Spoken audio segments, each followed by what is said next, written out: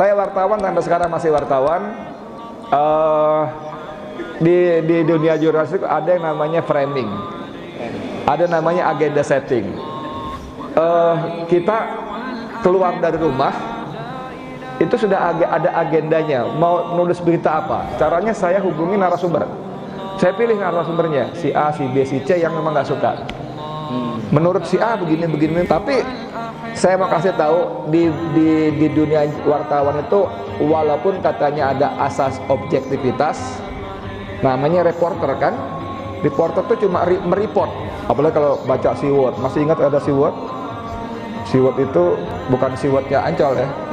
SeaWorldnya ini online itu wah, sak ngawur-ngawur Eko Kontah di CS itu, ada Abu Janda di Armando CS itu. Utang ini yang orang sudah banyak ketakutan, banyak serem, tapi Menteri Keuangan terbalik dunia terbalik ya, karena bukan terbaik untuk siapa kan nggak jelas juga. Saya kasih tahu kenapa, siapa yang memberi gelar berturut-turut bertahun-tahun, beberapa tahun dia jadi Menteri Keuangan terbaik adalah antara lain majalah Euromoney, lalu komunitas investor internasional. Nah, mereka itu diuntungkan dengan kebijaksanaan Mbok Sri ini. Mbok Sri ini dikenal sebagai orang yang rajin menerbitkan surat utang. Cahaya Islam, channel Islami lintas madhab. Bismillahirrahmanirrahim. Assalamualaikum warahmatullahi wabarakatuh. Alhamdulillah waladzi arsala rasulahu bil huda wa dinil haqq liyudhhirahu 'ala dini kulli walau karihal musyrikun. Asyhadu an la ilaha illallah wahdahu la syarikalah wa asyhadu anna Muhammadan abduhu wa rasuluhu la nabiyya ba'dah. Allahumma shalli ala Muhammad wa ala alihi washabbihi wasallim. Saya kalau ketemu mahasiswa ini suka deg-degan. Ketemu calon pemimpin masa depan. Amin. Mau nggak jadi pemimpin masa depan? Nggak mau, jangan. Pemimpin hari ini, masa depan nggak dibagi, habis buat mereka semua. Ya kan? Baik, Ibu Ketua, Ibu Siti yang saya hormati dan jajaran para dosennya, teman-teman, ngaku teman nggak apa-apa ya. Teman-teman mahasiswa yang luar biasa, kita panjatkan puja-puji syukur kita kepada Allah SWT. Allah satu-satunya Tuhan yang tidak ada Tuhan selain Dia. Yang kita sudah bersumpah, berjanji, berikrar hanya akan menjadikan Allah sebagai satu-satunya Tuhan yang kita ibadahi, yang kita patuhi, kita tunduk, taat secara mutlak kepadanya. Itu artinya bahwa selain Allah, siapapun dan apapun bukan Tuhan. Dan kita tidak akan serahkan pengabdian kita kepada selain Allah. Kemudian salawat dan salam kita mohonkan semoga Allah limpahkan pada Nabi Muhammad sallallahu alaihi wasallam serta keluarga, sahabat dan pengikutnya yang setia hingga akhir zaman kelak. Amin ya rabbal alamin. Saya aktif di PII ya, Pelajar Islam Indonesia. Iya. Mulai 82. Basic training 82, kita punya markas di Jakarta, Menteng Raya 58. Tapi sekarang udah beda banget, udah kumuh, nggak jelas. Di salah satu rumah itu ada FAA. Ada FAA spanduknya. Kemarin saya khutbah Jumat di masjid itu bicara soal aksi apa namanya? Kedubes India segala macam, terus diajak mampir ke situ. FAA judulnya, Forum Alumni Afgan. Serem nggak? Forum Alumni, tapi ternyata lebih serem yang ini. Bu, bahaya nih, bu, ada wartawan dipotret, bahaya nih bu. Digoreng ini, oh Hampara begini, ternyata menyiapkan begini. Sekarang ini semua dengan segala cara digoreng. Saya wartawan sampai sekarang masih wartawan. Di dunia jurnalistik ada yang namanya framing, ada namanya agenda setting. Ya, kita nyimpang sebentar. Agenda setting itu adalah kita keluar dari rumah itu sudah ada agendanya. Mau nulis berita apa? Saya mau tulis Hampara ini kampus radikal. Saya agendakan, agenda setting. Lalu saya framing Hampara ini kampus radikal. Caranya saya hubungi narasumber. Saya pilih narasumbernya, si A, si B, si C yang memang nggak suka. Menurut si A begini, menurut si B Hampara itu begitu dan sebagainya. Tetap sebagai prinsip jurnalistik ada cover both side tetap. Maka saya hubungi Ibu sebagai konfirmasi. Tapi saya mau kasih tahu di dunia wartawan itu walaupun katanya ada asas objektivitas, namanya reporter kan.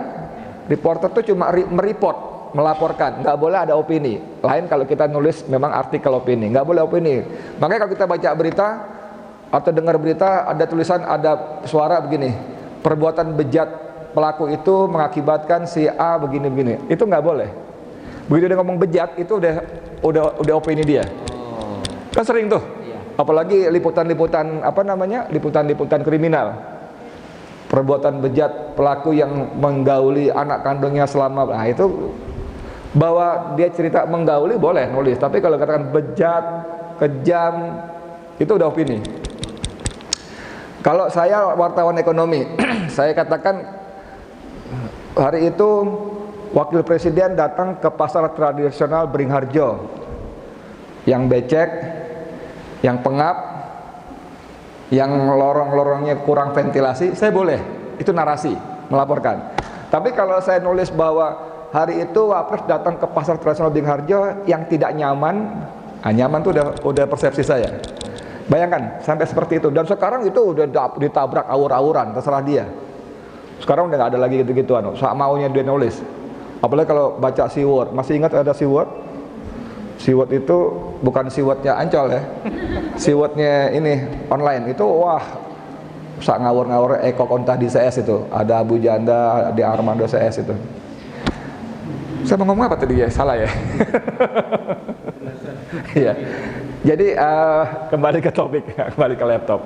Saya diminta sama Pak Ustadz Muhammad tiba-tiba ujuk-ujuk gitu ya, suruh kasih kuliah. Yang kebayang, wah keren aman. Saya laporan istri saya yang pertama.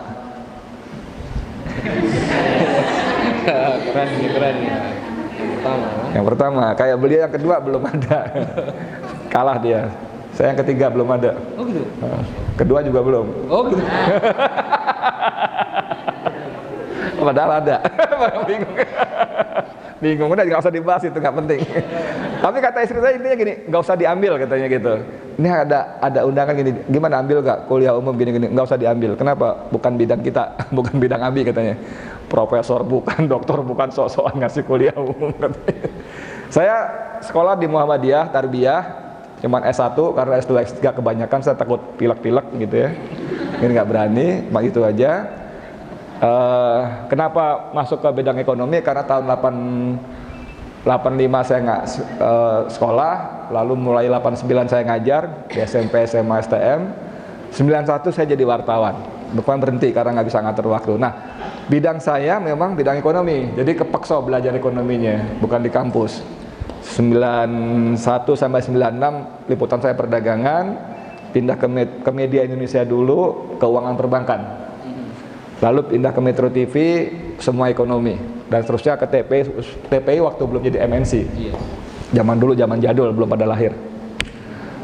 Belum ada lahir kan, paling umurnya berapa? 18, 16 ya? Betul? Ibu baru 23 apa 24? Ibu Siti.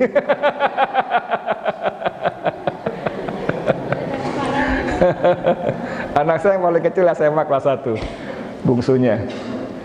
Nah karena hal itu, jadi saya kepaksa belajar, jadi agak paham lah gitu. Nah bagaimana tentang ini ekonomi kita? Boleh dipindah slide-nya. Kita buka dengan utang. Utang ini yang orang sudah banyak ketakutan, banyak serem. Tapi Menteri Keuangan terbalik dunia, terbalik ya. Karena bukan terbaik untuk siapa kan nggak jelas juga. Saya kasih tahu kenapa, siapa yang memberi gelar berturut-turut bertahun-tahun, beberapa tahun dia jadi Menteri Keuangan terbaik adalah antara lain majalah Euromoney, lalu komunitas investor internasional. Nah, mereka itu diuntungkan dengan kebijaksanaan Mbok Sri ini.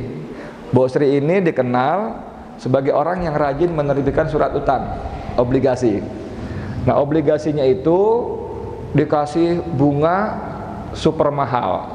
Di buku saya itu ada. Tadinya saya pikir gini, buku itu kan saya ada bawa 20. Nanti mungkin Iqbal ngambil 3, bisa ada 17 buat teman-teman sini. Tapi buat menghormati teman-teman yang hadir, nanti yang kita berinteraksi kasih bonus 1 buku. Yang mau nanya 1 buku, yang mau nyangga 4 buku. Yang mau pulang duluan 5 buku. supaya ada ada semangat. Nah, orang ini memberikan bunga sangat besar. Misalnya begini, kalau kita ini kan belajar ekonomi syariah ya, ekonomi perusahaan juga. Kalau di perusahaan itu modal itu antara lain dari utang, betul kan? Nah, utang itu ada yang namanya cost of money, betul? Cost of money itu komponen utamanya namanya bunga, betul kan? Nah, bunga itu ditentukan dari seberapa kondisi perusahaan. Kalau perusahaan itu bonafit, kuat, arus cash flow-nya bagus, fundamental kinerjanya bagus, maka dia dapat bunga murah, ya kan? Tapi kalau dia baru mulai risky segala macam, ya bunganya mahal. Nah, itu dalam bahasa dunia investasi disebut rating, dikumpulkan dalam bentuk rating. Nah, rating itu berlaku baik untuk perusahaan, institusi maupun negara. Negara juga ada ratingnya. Nah, rating itu akan mempengaruhi cost of money kita. Kita misalnya ratingnya tergantung Fitch atau Moody's atau apa gitu, BB plus atau yang paling bagus kan AAA gitu kan, triple A itu bagus. Nah, semakin bagus ratingnya semakin murah cost money-nya. Nah, kita punya waktu kita bikin utang-utang itu pada umumnya rating kita sudah B plus, triple B. Triple B itu lumayan bagus, investment grade juga masuknya. Itu dibanding negara-negara sebut misalnya Vietnam, Filipina, Laos, Thailand, itu kita lebih bagus dari mereka rating kita. Cuman data-data menyebutkan bahwa ternyata Menteri Keuangan Mbok Sri ini menawarkan bunga jauh lebih tinggi daripada negara-negara itu. Sayang saya nggak sempat lagi buka itu, tapi selisihnya antara 1 sampai 3%. 1-3%. Kalau ngutangnya 1 juta, berapa selisihnya? Kalau saya ngutang 1 juta, selisih 3% berapa? 30.000. 30.000 ya. Kalau 1 juta, kalau ngutangnya 5 triliun, 500 triliun, 5.700 triliun berapa? Edan, Pak. Gede banget. Dan karena itu setiap tahun kita membayar bunga utang lebih mahal atau kemahalan sekitar 290 triliun kemahalan bunga utang. Di luar, maksud saya di luar kewajiban kita cicilan pokok dan bunga. Tahun ini kita menganggarkan 620 triliun dalam APBN. Tapi di APBN itu kalau kita nggak pentelengi, kalau nggak kita petani gitu, atau beleceti, ngomong di Jawa kan sosokan ngerti orang Jawa saya, itu nggak ketemu komponen-komponen seperti ini. Dia samarkan dengan istilah lain dan di pos lain harus dicari. Nggak ada bayar utang pokok, bayar cicilan, nggak ketemu tuh, redaksi begitu nggak ketemu dalam pos lain. Tahun ini 620 triliun untuk bayar pokok dan cicilan, bonjol pokok dan bunga utang. Dan jumlah itu banyak banget, jauh lebih besar daripada anggaran infrastruktur yang dibangga-banggakan yang cuma 400 triliunan. Bahkan jauh lebih besar daripada anggaran pendidikan yang menurut undang-undang diwajibkan minimal 20% dari APBN. Anggaran pembangunan pendidikan kita sekarang sekitar 500 triliunan. Ini 620 triliun untuk bayar cicilan dan pokok, bunga dan pokok utang kita. Tahun yang lalu lebih gede lagi, 840 triliun. Itu kalau dikasih ke kita, dikembalikan ke rakyat dalam bentuk segala macam program-program ekonomi pemberdayaan, wih, dahsyat sekali. Nah, sekarang kita lihat Soeharto 32 tahun utangnya segitu, 551. Habibie setahun ya, itu 938, 939, terus ke bawah. Nah, bapak ini Jokowi tahu ya Jokowi ya? Oh Jokowi gitu loh. Nek anu apa-apa, oh Jokowi maneh milih, maksudnya ngono. Kalau masih mau pemilu maksud saya. Jokowi segitu. Ini gila. Nah karena utang yang gila-gila dengan bunga super besar itulah investor, kreditor merasa berterima kasih. Itu sebabnya dia dikasih gelar Menteri Keuangan terbaik. Dan gila-gilaannya balas jasa mereka bukan cuma kasih gelar itu. Ketika pusaran Senturi sedang kencang-kencangnya, Senturi masih ingat? Skandal Bank Senturi 6,7 triliun. Itu yang paling bertanggung jawab ada dua manusia namanya Sri Mulyani dan Budiono. Budiono itu orangnya baik, lembut, kalem betul. Saya ingat waktu dia masih direktur BI, saya masih di media Indonesia, dia kenal saya enggak? Kalau saya kenal dia kan, namanya wartawan. Saya minta waktu wawancara, jawab, Mas, saya sibuk, kirim pertanyaan aja. Waktu itu belum musim email, kita kirim, ketik by fax, zaman dulu. Saya kasih pertanyaan bla bla bla bla, lalu ada fax selembar, beberapa lembar berikut. Selembar itu tulisan tangan dia, tulisan tangan. Baru lembar-lembar berikutnya itu jawaban atas pertanyaan saya. Mas Edi yang baik, berikut adalah jawaban. Orangnya sopan banget, Budiono. Tapi orang ini memang apa nyebutnya ya, wajah malaikat, hati apa gitu ya. Saya nggak berani ngomong, takut viral kan jadi masalah.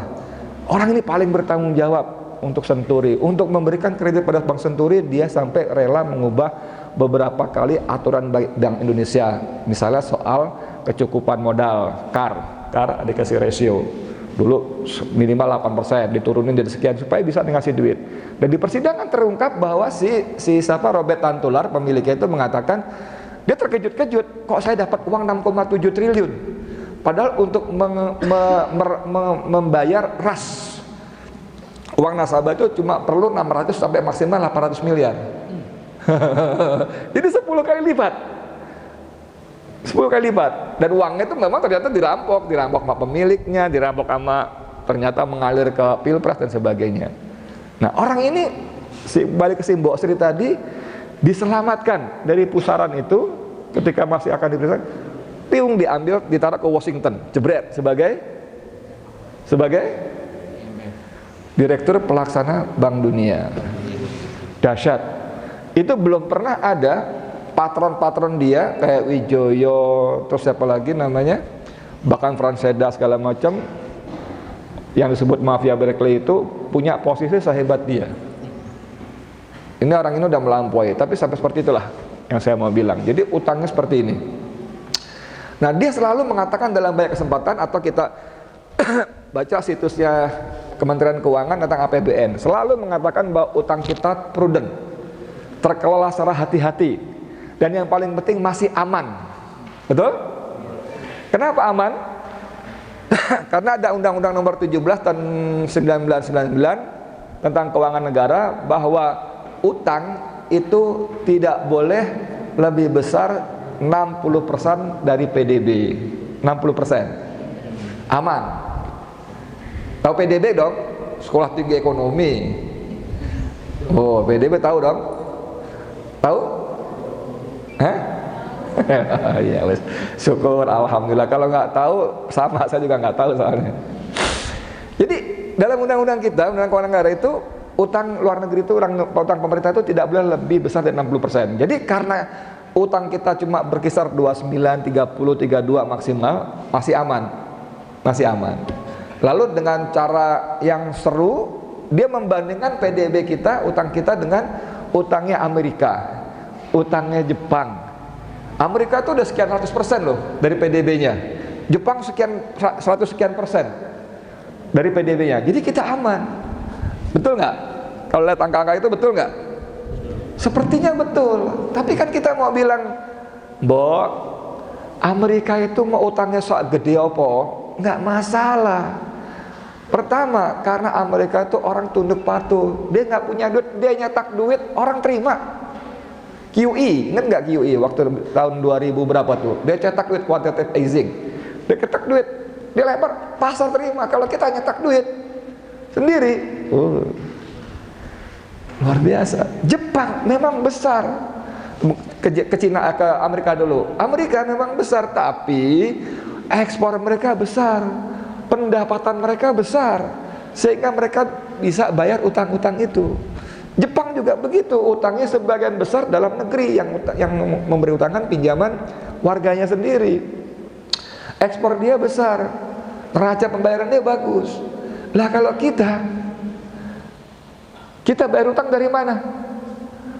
Ngukur aman tidaknya utang itu bukan nisbah, bukan rasio dengan PDB sebetulnya kalau mau aman, tapi dari DSR, Debt Service Ratio. Debt Service Ratio itu ukuran bagaimana kemampuan negara membayar utang dari penghasilannya, terutama ekspor. DSR. Nah, negara-negara OECD bahkan IMF itu menyebut DSR itu paling top, nggak boleh lebih 20%. Artinya kalau kita punya penghasilan 100 perak, bayar utang maksimal 20%, 20 perak dari penghasilan kita, nggak boleh lewat. Ada angka toleransi maksimal sampai 25. Kita DSR-nya udah 78%. Bayangin, kita jadi bayar utang dengan cara La ilaha illallah Muhammadun Rasulullah alaihi salatullah wa alihi